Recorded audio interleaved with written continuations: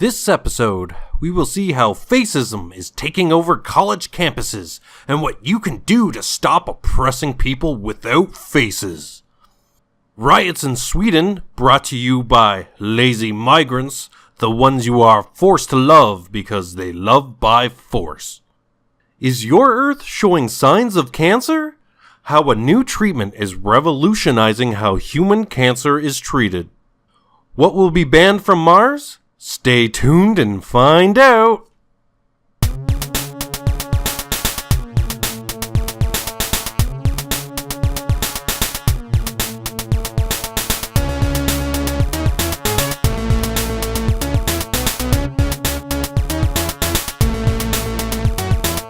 Don't look away and don't blink. With the election of Donald Trump, who has a face, activist groups are rallying in support of those faceless or deformed people. According to some sources, feminists and markerists who have been marginalized with the current administration, who have been overwhelmingly all pro-face people. The faceless, shown here wearing masks to hide their horribly unsettling visage, are angry at the privileged speakers like Milo Yiannopoulos, who says free speech and looking fab are more important than little whiners, whom he refers to as social justice warriors, and the feminism is cancer. This just in, apparently Milo said on Joe Rogan and the Drunken Peasants podcast that he is pro-boy sex of the Catholic Church. Jokingly, he refers to his time in Catholic Church. And you know what? I'm grateful for Father Michael. I wouldn't give nearly such good head if it wasn't for him. This revelation that a gay, Jewish, Catholic who loves black men is, in fact, a homophobic, racist, anti-Semite fascist who has come out in support of older gay men mentoring young gay men. In the homosexual world, particularly, some of those relationships between younger boys and older men, the sort of coming-of-age relationships, the relationships in which those older men help those young boys to discover who they are and give them security and safety and provide them with love and a reliable and sort of a rock where they can't speak to their parents. Some of those relationships are some of the most molestation to me. It sounds well, like you know what? It sounds like Catholic priest molestation to me. I don't want to live on this planet anymore.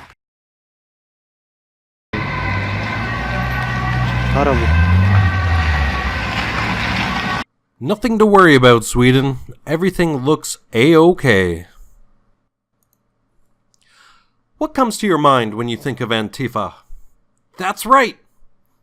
Kids in black masks protecting us from Nazis. And how do they do this? Peaceful protests and a debate of ideas, of course. Let us take a look at these peaceful protests now. So how do you identify a Nazi? Well, you have to point them out in a crowd and let everyone else know they are a Nazi. To be honest, like this is where we are. I've given conferences for ages, and we'll usually expect some protesters. They'll do silly string or something like that. We've entered this new world where the leftist protesters. No, I'm not a neo-Nazi. You like black people? Well, why do Why do so many neo-Nazis love you if you're not a neo-Nazi? Neo-Nazis don't love me. They kind of hate me, actually. Following the KKK, neo-Nazi. Those people don't like me. Are you to be like honest. the hipster version of the neo-Nazi movement? It's Pepe's become kind of a symbol.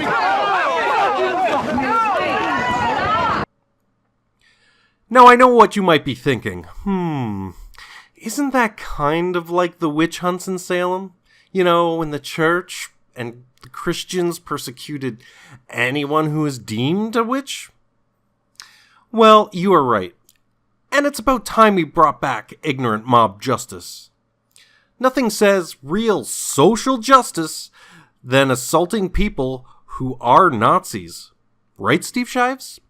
He's a white supremacist. He's a white nationalist. He's a neo-Nazi. The truth is, if somebody had run him over with a lawnmower, I wouldn't have cared. I mean, who really needs the rule of law? It's not like gangs of anarchist kids who live with their parents will smash your stuff if there are no consequences to their actions, right? Right. Only humans who prove themselves of actual worth are allowed to come to the Mars colony. As an ongoing process, I'll be sifting through the worst and motivating people to become worthy of the Red Planet. With media publishers like the Wall Street Journal, who used to report something resembling news, have now totally jumped the shark. There he goes!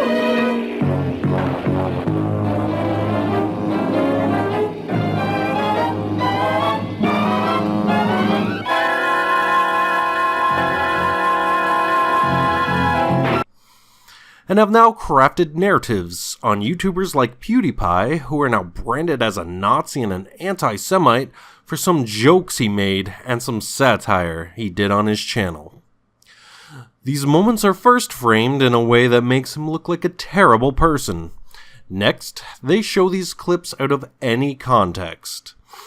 This then leads the viewer, who might not know of this YouTuber, to believe these fabrications, which are being placed into their minds. This is a problem that has been plaguing the mainstream media for a long time now, and most people who actually look into these stories often find the sources are dubious, unreliable, and often have no substantial credibility. Well, and I think that the dangerous, edges here are that he's trying to undermine the media, trying to make up his own facts. And it could be that while unemployment and the economy worsens, he could have undermined the messaging so much that he can actually control exactly what people think. And that is our job. Yeah, if you look, he could have undermined the messaging so much that he can actually control exactly what people think. And that is our job. Yeah, if you look, that is our job. Yeah, if you look. Cancerous websites like BuzzFeed have been known to publish articles that are not based in any sort of reality, but they always purport that they are.